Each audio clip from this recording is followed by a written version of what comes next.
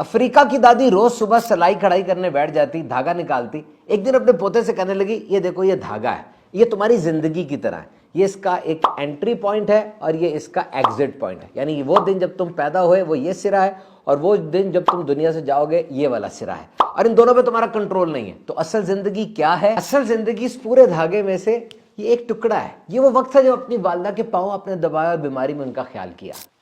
और ये दूसरा टुकड़ा है जब आप अपने पार्टनर के साथ अकेले बैठकर चाय पीते हैं और मुस्कुरा के बात करते हैं।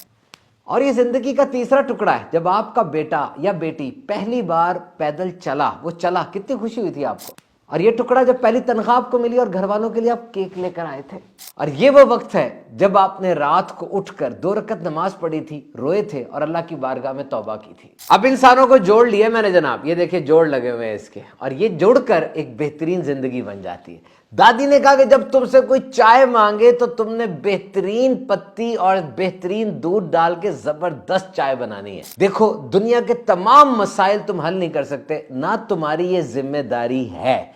बस जिस इंसान से तुम्हारी वाबस्तगी है और दुनिया के जिस कोने में तुम रहते हो उसको अच्छा कर दो, पूरी दुनिया अच्छी हो जाएगी।